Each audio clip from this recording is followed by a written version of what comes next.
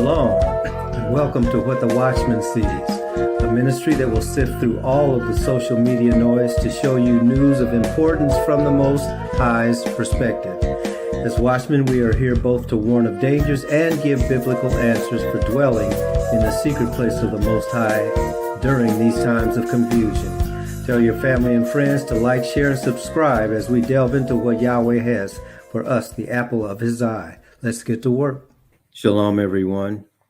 We're going to continue with our study on leadership in the kingdom of the Most High. As we begin our study, we start with 2 Timothy chapter 2, verse 15, with the encouragement that the Most High does want us to study to show ourselves approved unto him, workmen who need not be ashamed, rightly dividing the word of truth, and that all scripture is God-breathed and is therefore profitable for doctrine, for reproof, for correction, for instruction in righteousness, that the person of the Most High may be complete, thoroughly furnished unto every good work. We've been operating under the general theme of build a righteous nation using the Most High's blueprint.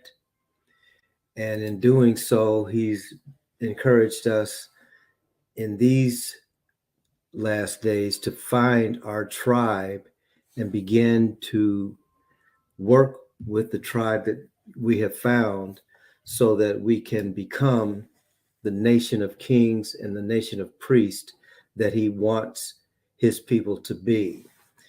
As we have continued the study throughout this Gregorian calendar year, we have also been under the scriptural unction to love the Most High with all our heart, soul, mind, and might, and that we should teach the blessings of the Most High to our children when we rise up, when we lie down, when they're in the way.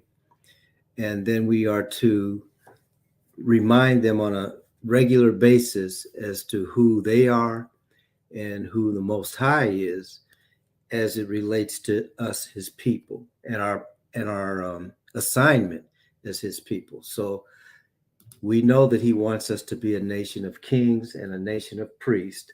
So we're going to continue with the thought, looking at the purpose of leadership, because that's what we're really speaking about. He wants his people to take our position that he has given us of leadership in this world. We're going to be looking at the fifth book of the Tanakh, Deuteronomy. And as we move with that, we're looking specifically at the end of Deuteronomy when Moses is sort of giving his swan song, if you will, as he's about to move off the scene and move his people into the hands of Joshua, who will then take the people into the land of promise. But before he does so, he spends a good deal of time explaining to the people who the Most High is, or re-explaining who the Most High is, what the Most High's will for his people is, what they have in store for them if they walk in his will, and what will happen to them if they don't.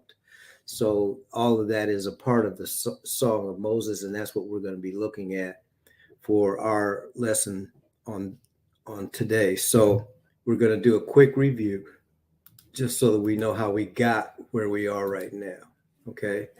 So we talked about this particular slide is a slide that condenses some of the facets of leadership and of leaders that we have studied over these past few weeks.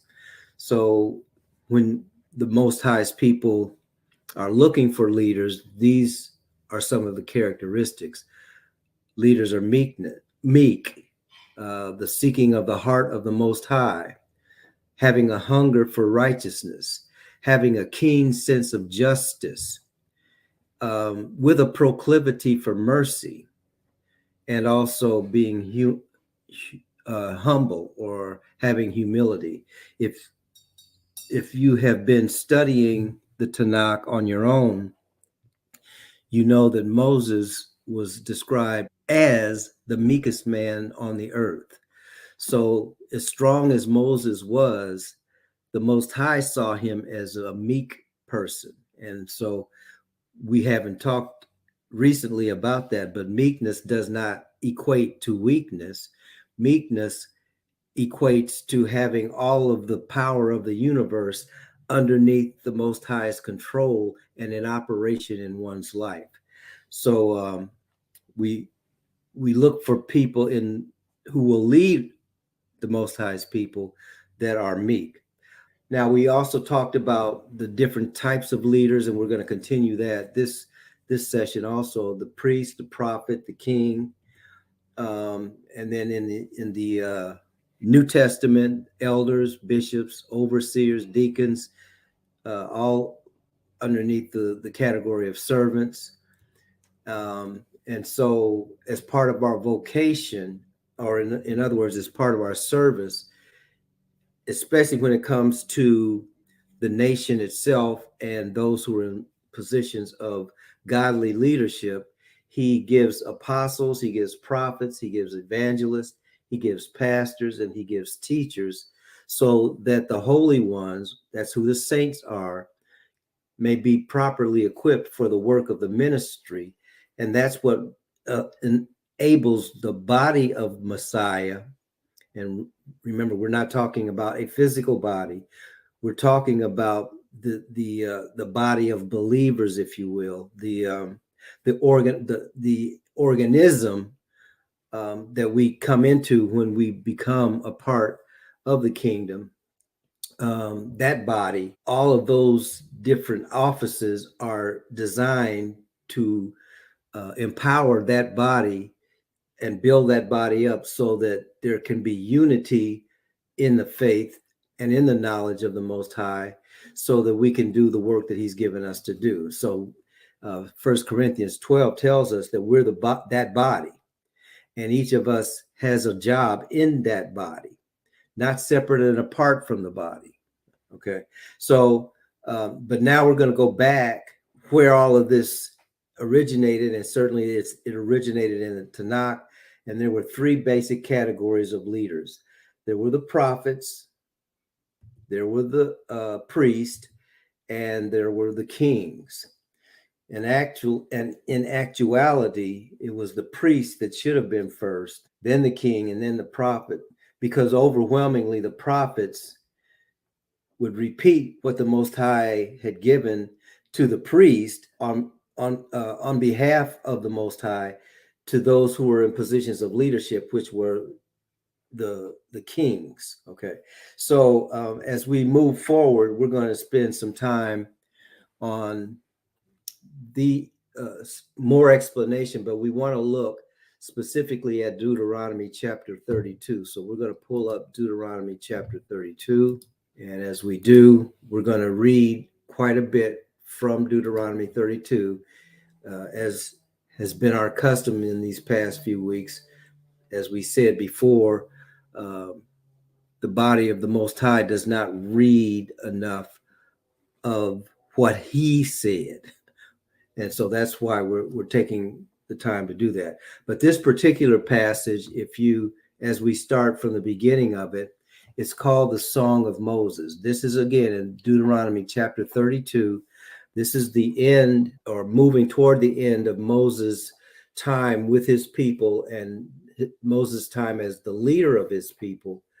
And so he's retelling how they got where they are. He doesn't start from slavery. He starts from the mind of the Most High and then moves with the people so that the people can see how that mind of the Most High manifested itself in them. So this is what he's saying. So it starts out, Deuteronomy chapter 32, verse 1. Give ear, O heavens, and I will speak. Hear, O earth, the words of my mouth. Let my teaching fall like rain, and my speech settle like dew. like gentle rain on new grass, like showers on tender plants. For I will proclaim the name of Yahuwah, ascribe greatness to our Elohim. He is the rock. His work is perfect. All his ways are just.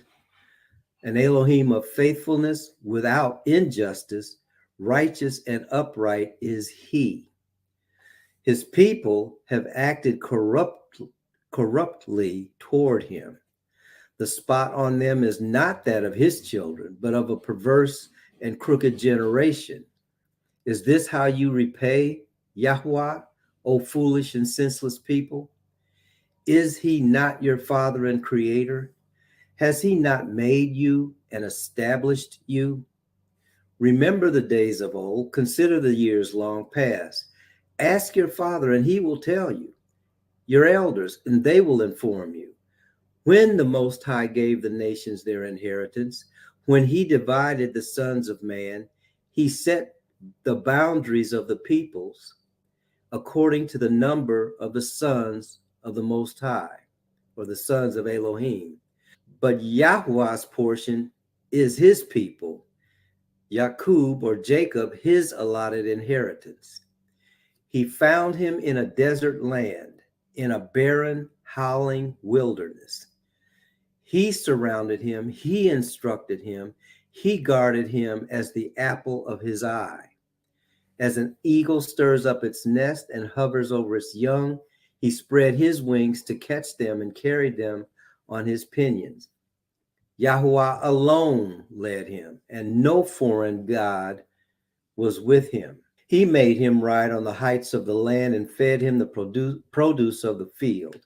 He nourished him with honey from the rock and oil from the flinty crag, with curds from the herd and milk from the flock, with the fat of lambs, with rams from Bashan and goats with the choicest grains of wheat. From the juice of the finest grapes, you drank the wine. But Yeshurun grew fat and kicked. Becoming fat, bloated, and gorged, he abandoned the Elohim who made him and scorned the rock of his salvation. They provoked his jealousy with foreign gods. They enraged him with abominations. Verse 17, they sacrificed to demons, not to Elohim, to gods they had not known, to newly arrived gods, which your fathers did not fear. You ignored the rock who brought you forth. You forgot the God who gave you birth. When Yahuwah saw this, he rejected them, provoked to anger by his sons and daughters. He said, I will hide my face from them. I will see what will be their end, for they are a perverse generation, children of unfaithfulness. They have provoked my jealousy by that which is not Yahuwah or Elohim. They have enraged me with their worthless idols, so I will make them jealous by those who are not a people. I will make them angry by a nation without understanding. For a fire has been kindled in my anger, and it burns to the depths of Sheol or hell. It consumes the earth and its produce and scorches the foundations of the mountains. I will heap disasters upon them. I will spin my arrows against them. They will be wasted from hunger and ravaged by pestilence and bitter plague. I will send the fangs of wild beasts against them, with the venom of vipers that slither in the dust. Outside the sword will take their children, and inside terror will strike the young man and the young woman, the infant and the gray-haired man.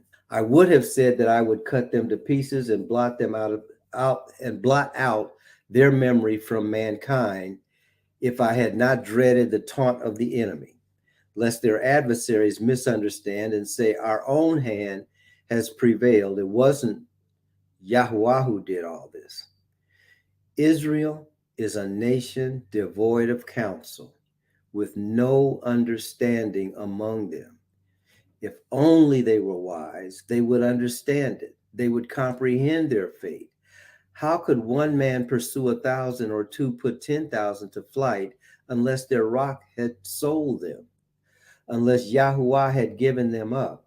For their rock is not like our rock, even our enemies concede. But their vine is from the vine of Sodom and from the fields of Gomorrah. Their grapes are poisonous, their clusters are bitter. Their wine is the venom of serpents, the deadly poison of cobras. Have I not stored up these things, sealed up within my vaults? Vengeance is mine, I will repay. In due time their foot will slip, for their day of disaster is near, and their doom is coming quickly. For the Most High will vindicate his people and have compassion on his servants when he sees that their strength is gone and no one remains, slave or free. He will say, where are their gods, the rock in which they took refuge, which ate the fat of their sacrifices and drank the wine of their drink offerings? Let them rise up and help you. Let them give you shelter. See now that I am he. There is no Elohim beside me. I bring death and I give life. I wound and I heal. And there is no one who can deliver from my hand. For I lift up my hand to heaven and declare, as surely as I live forever, when I sharpen my flashing sword and my hand grasp it in judgment, I will take vengeance on my adversaries and repay those who hate me. I will make arrows drunk with blood, while my sword devours flesh, the blood of the slain and captives, the heads of the enemy leaders. Rejoice, O heavens, with him, and let all the Most High's angels worship him. Rejoice, O nations, with his people, for he will avenge the blood of his children. He will take vengeance on his adversaries and repay those who hate him. He will cleanse his land and his people. Then Moses came with Joshua, son of Nun, and recited all the words of this song in the hearing of the people. When Moses had finished reciting all these words to all Israel, he said to them, take to heart all these words I testify among you today, so that you may command your children to carefully follow all the words of this law. For they are not idle words to you, because they are your life. And by them you will live long in the land that you are crossing the Jordan to possess. Deuteronomy chapter 32, verses 1 through 47. I just want to cover a couple of areas in this passage that we just read. And I'm going to start with verse 8. Because this is all talking about leadership in the kingdom, and the kingdom referenced is the nation that the Most High has called by his name. He's talking directly to his people. How do we know that? This is Moses' song. Moses' job was to bring the people of the Most High out of bondage and into the wilderness so that they could be prepared to be a nation in the land of promise. So we know the story. We know that a 6-day journey took them 40 years. And during those 40 years, all of these things that we just read about were going on. See, this, now Moses is speaking here prophetically, but he's also speaking in a way that lets his people know, here is what you have been doing. And if you continue doing what you have been doing, here is going to be what happens to you. So much of what he says here is negative, not because the Most High is negative. It's because the people that the Most High has called by his name will not follow him. And there are always consequences for that. I would encourage you also to read Deuteronomy chapter 28. Deuteronomy chapter 28, the first 14 verses are absolutely wonderful. They are beautiful. And they describe a relationship that the Most High has with his people when they're doing what he has given them to do as one of life and health and joy and peace, and having all the world look to his people for guidance. But then he says, but if you don't do what I ask you to do, the rest of Deuteronomy chapter 28 is about what will happen to you if you don't. And it goes all the way from verse 15 to verse 68, outlining and detailing what would happen. Deuteronomy chapter 32 is very similar to that. Okay. He's Moses, again, this is Moses' song to his people. He's been with these people over 40 years. He devoted his entire being to being the leader that the Most High had for him to be to these people. And those people made him lose out on his inheritance. He couldn't go into the land of promise either because he disrespected what the Most High told him to do. So he's giving them not something that is foreign to him, because the same thing that he's saying happens to them is happening to him as well. All right. But I want to start in verse 8, and then we'll go back to the slideshow, because at the very beginning when he's talking, well, let me start at verse 7. Okay. He says in verse 7, remember the days of old. He's talking to his people now. Consider the years long past. And then he says, ask your father, and he will tell you. Ask your elders, and they will inform you.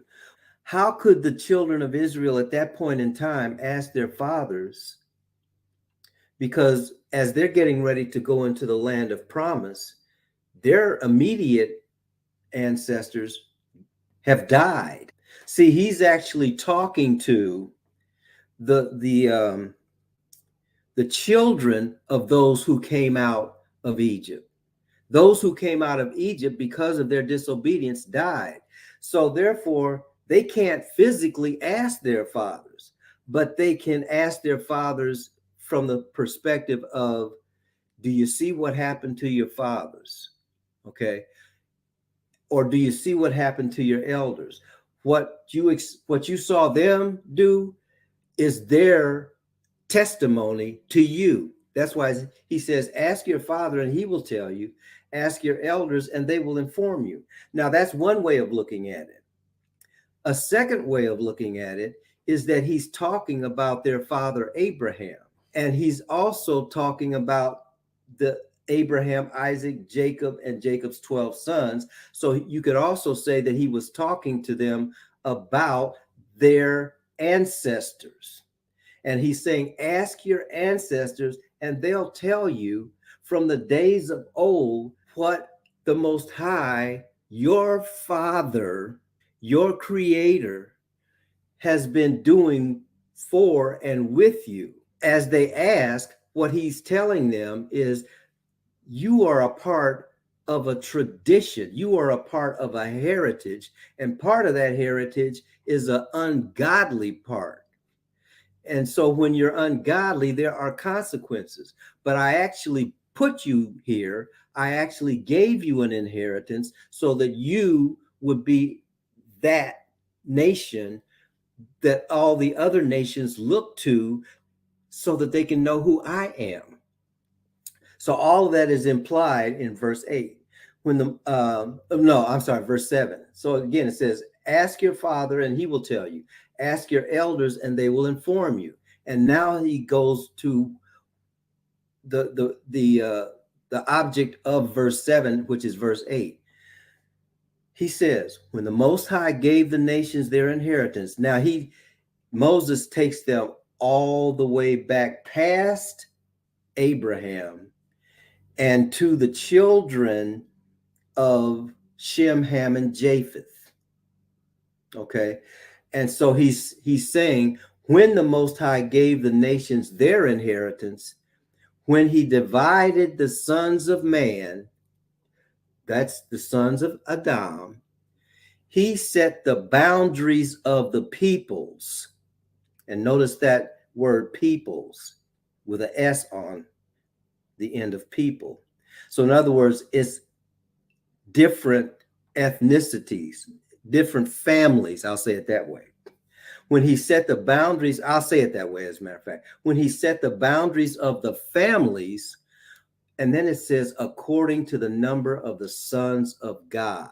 This is actually a reference to the Tower of Babel. If you remember, when Noah and his family came out of the ark, the Most High told them to be fruitful and multiply and replenish the earth and spread out all over the earth. And what did they do? What did the children or what did their children do? They said, no, we're going to all stay together. And as a matter of fact, we're going to stay together. We're going to build this city that's going to have a tower that reaches up into heaven, because this stuff might happen again, and we need to be ready the next time. So it's almost as if the people who came, who were the descendants of those who came out of the ark, had corrupted themselves pretty much as soon as they began to populate. So rather than doing what the Most High told them to do, they all stayed together, and they went to this place called Shinar, okay, which then became Babylon. Now, why is this important for us to understand? So when it says in the other part of verse 8 of Deuteronomy 32, he set the boundaries of the peoples. What peoples? All of those families that were the progeny of Shem, Ham, and Japheth. Okay. He set the boundaries of those peoples according to the number of the sons of God.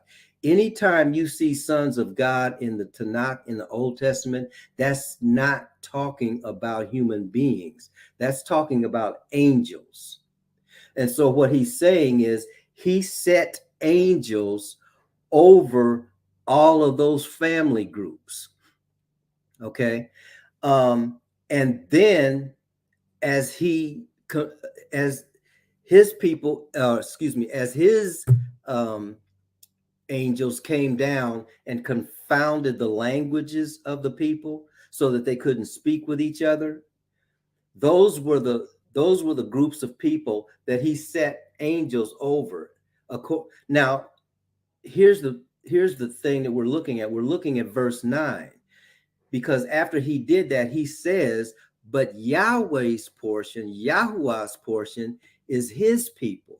So among those people that had been dispersed and scattered because of their unwillingness to do what the Most High said, he chose out of those people his portion, and that portion is who the children of Israel became, because that portion started with Abraham, it went to Isaac and Jacob and his 12 sons. So that's why it says in verse 9, but Yahuwah's portion is his people.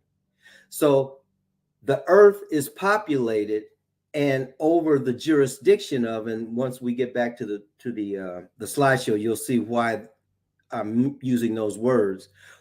Once the earth is populated and these people are in their areas because they couldn't speak, they couldn't communicate with one another, then the Most High's will actually was accomplished, because he told them to spread out all over the world or the earth. And they said, no, we're not going to do that. Well, they had to do it now because they couldn't communicate with each other. Well, of all of those people groups, the Most High has a people group. That's what verse 9 is saying. That's why it's in Moses's song. Moses is talking to Yahuwah's portion.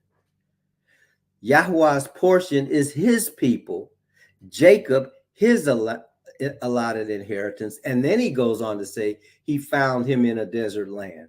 Okay, so howling in the wilderness, he surrounded him, he instructed him, Oh, and this is the last one that I wanted to look at. He guarded him as the apple of his eye. If you remember when we have talked in previous lessons, that is a euphemism for the little man. In other words, when you look into the eyes of another human being, you will see a small image of yourself. That's what the Most High was saying when he said that Jacob or Israel, Yasharel, is his apple. Jacob is the little man. So, in other words, when he looks in Jacob's eyes, he's supposed to see a small reflection of himself. And that's why he says he guarded him as the apple of his eye. Okay. So now, of course, we read you heard what was read in Deuteronomy, the rest of 32, or most of the rest of 32. But basically what he's saying is, that was my vision for you. You had your own vision for yourself, and that's what has gotten you into the trouble that you are in now. And that's what's going to continue to get you into trouble. And I would submit to you, that's where Israel is today. That's where the apple of the Most High's eye is today. And so when you look at people who are underneath what the Most High said by their circumstances, that's how you know who his people are. These people are not in control of anything once they come outside of the will of the Most High. So if there's a bunch of people calling themselves by his name and they're in control of everything and everybody, that's how we know that's not his people. His people we just read about and continue to read about. Okay, so now we're going to go back and talk about this in the context of leadership. Let's look at we'll continue with the slides. And we're just going to spend most of our time with this slide. Okay. So these are the people that are the Most High's inheritance. And in the Most High's kingdom, as we read in Deuteronomy 32, Jacob is his portion. Okay. So if you look up that word portion, it really has to do, well, it says it's from 2505, which is the Strong's word, Kalik, and it properly means, or it means properly, or smoothness of the tongue, also an allotment, flattery, an inheritance, or a portion. Okay, so in other words, when it says Yasharel or Jacob is Yah's portion, it's saying that Jacob or Yasharel is the Most High's inheritance, or it's the Most High's allotment.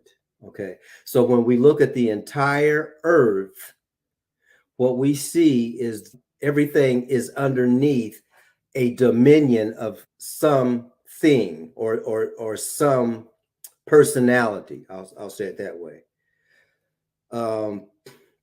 Now, Ephesians talks about that when it talks about the principalities and the powers and the rulers. If you remember when Ephesians chapter 6 was written, it said that we're not wrestling against flesh and blood, but against principalities, against powers, against the rulers of the darkness of this world, against spiritual wickedness in high places. See, that's how we know who these sons of God are. The sons of God were the ones that were given authority over all the other nations except Yasharel, except Israel. But all the other nations were out of the will of the Most High, even though these angelic beings were in charge of those nations.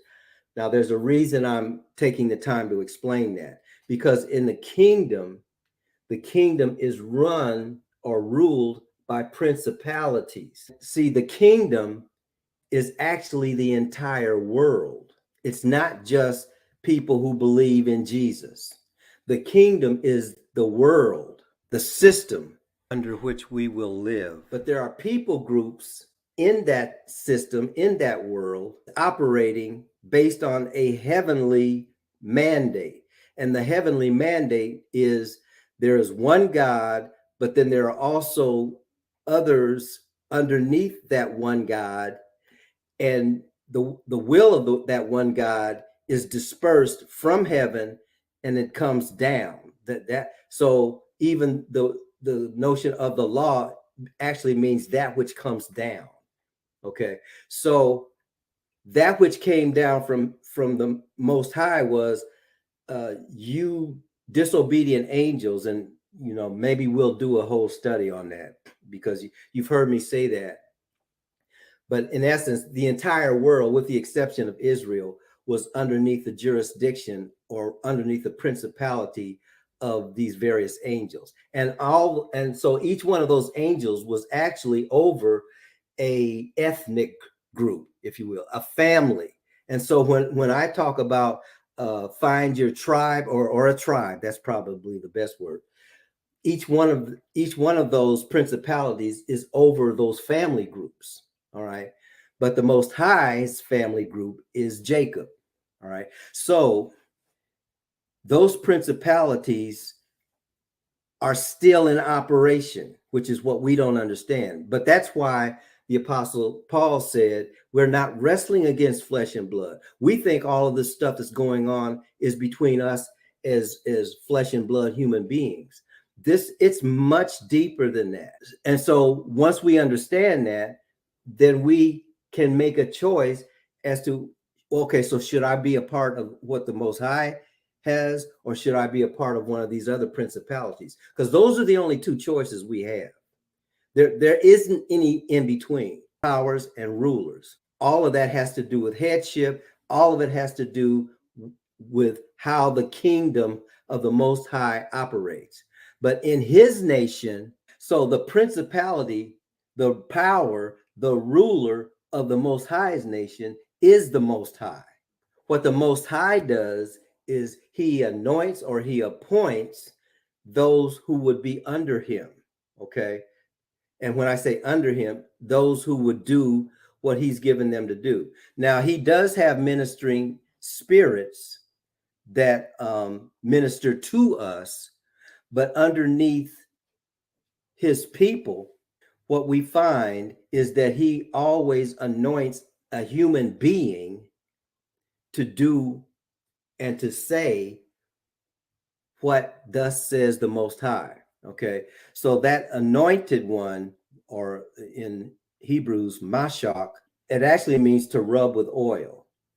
Okay, which is the same thing as consecrating. Now, there are two primary offices, if you will, that are the anointed of the Most High. We've talked about this before, but so this is just a review. The first one is the priest. That word Kohen, because we did talk about that the last time, means literally one officiating. Officiating what? Officiating this worship relationship between the holy God and the people of that holy God. That is also the chief ruler. That phrase is very important also, or the principal officer. So those who have been anointed to deliver and to explain that which comes directly from the throne room are the priest. Now, what we have not experienced, because we're out of order, is that in the Most High's kingdom, the priest is the primary person, but that priest is rubbed with oil from heaven, okay, or anointed from heaven, or consecrated from heaven. And if you remember in the I think it's in the book of Exodus and Leviticus, there was a certain tribe. That's why we keep saying find your tribe. There was a certain tribe with the responsibility of being that Kohen, okay, or those priests. That was the tribe of Levi. And it was the tribe of Levi that Moses and Aaron hearkened from. So the Most High has his word in heaven, and he anoints his priests which was Moses, and Moses then gave his authority at the direction of the Most High to his brother Aaron, because they were from the tribe of Levi, and it was the tribe of Levi that would be those who would function in that priestly role. But see, when we think of priest, we think of religion. Moses, being a priest, was the intermediary between the Most High and his people. Moses was the executive officer of the covenant. So Moses was more than just and actually Aaron as well. They were more than just the people who slaughtered the animals and put the blood where it was supposed to be put, and sent up prayers in the form of that incense in the tabernacle and in the temple. They were actually the ones telling the people, here's what the Most High says, which means that they ruled the people. So the priests, I'm saying all that to say, were also meleks, or kings. Now, the nation didn't see it that way. And see, that's part of the problem. But there was precedent. Remember when Moses said, ask your fathers. Okay. So when he took them all the way back to their history, when he took our ancestors all the way back to their history, what they ran into was when Abraham gave tithes to the king of Salem, Melchizedek, or Melchizedek. Melchizedek was both a priest and a king. And the scriptures describe him as having no beginning, having no end, which means that the ministry of Melchizedek is still in operation. And when we jump all the way over to the New Testament, we find in Hebrews that that's who Yeshua is. He is the king. He is the priest. The priest is to operate that way. That's the kingdom leadership model. Okay, so the most important person in the nation is not the king. The king is an executor of the will of the Most High that came down to the priest and through the priest. Okay, now one final thing, and then we'll pause on this lesson. This is what was happening when Moses was giving the instructions about Passover. This is what was happening when Moses was telling the people in the wilderness, as they had come out of Egypt, okay, here's how I need you all to organize yourselves. Okay, so everything is based on the word of the Most High. And if y'all don't want to hear the word of the Most High, that I'll go up onto the mountain and I'll get it and I'll bring it down to you. But everything that I bring down to you, I expect you to do, and the Most High expects you to do. So, and if there's any confusion, ask Aaron. Okay, because Aaron heard the same thing that I did. So there was order in the nation. Now, the people who were given that information or those instructions were the elders. They were the ones who were in charge of each one of those tribes. And as we move further into the study, that's why knowing your tribe becomes important, or the concept of knowing your tribe becomes important, because it's in that way that the will of the Most High is always the same, spoken of in the same manner. So it's not about interpreting anything. The Most High never said to the people, okay, I'm going to give you a general idea and then you can interpret it any way you want. That's a New Testament heresy. Okay, the Most High has never worked that way, and he doesn't work that way now either. So this whole thing about let me just say that this whole thing that has become a part of our culture in the form of, there are hundreds and maybe even thousands of quote unquote denominations in the New Testament Christian church. Well, how does that happen? It's because there's nobody from heaven in charge of that. People, as was the case, and that's what we'll look at next time, as was the case with our ancestors once they got into the land, when Moses left and Joshua took the people into the land, and then Joshua died. After that, there was a scripture that says, in those days there was no word from the Lord, but everyone did what was right in his own eyes. This was the days of the judges. Okay. Well, what did that mean? It meant that people had gotten to the point they were not taking instruction from anyone in accordance with what the Most High had. So everybody just did what they felt like doing. That's how we're living right now. And that's why we're in the position we're in right now. And that's what Moses was talking about in Deuteronomy chapter 32. One more person and then we'll stop. So how does the word get from the anointed one, or which is the priest or the kings, to the elders? The elders can also be seen as captains. Okay, so a captain is the head person, or a general, or a governor, or a keeper, or a prince, or a ruler, or a steward. Okay, all those are words for the Hebrew word sar, which is, or czar, for instance. That's where the word czar comes from. But that, in the way that we are presenting, that's who the quote unquote elders of the tribes were. So it was the captains over the people in their tribe that carried out and spoke the exact same things that the priest gave and that the king was executing, if you will. Okay. Now that comes from another word, another Hebrew word, nasi, and that means an exalted one, or a king, or a sheikh. Yeshua is called the King of Kings. It's within that context. Okay. So in essence, it's someone else who is governing, but you're governing a smaller group of people. Again, that's the way that the nation is ordered.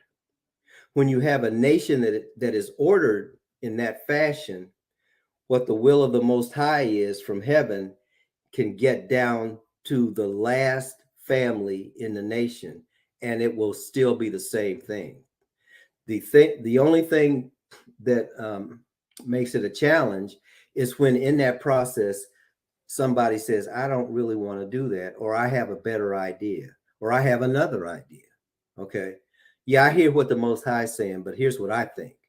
Anytime you hear that, run away from it. And I'm not talking about it from other people. I'm talking about anytime you hear that coming out of your own mouth, run away from that thought and run back into the will of the Most High. So how do I know what that is? It's in his word. Okay. See, that's why the word is so important. So that's what we had for our lesson on this day, during this time. Father, bless you and keep you. Father, make his face to shine upon you and be gracious to you. Father, lift up his countenance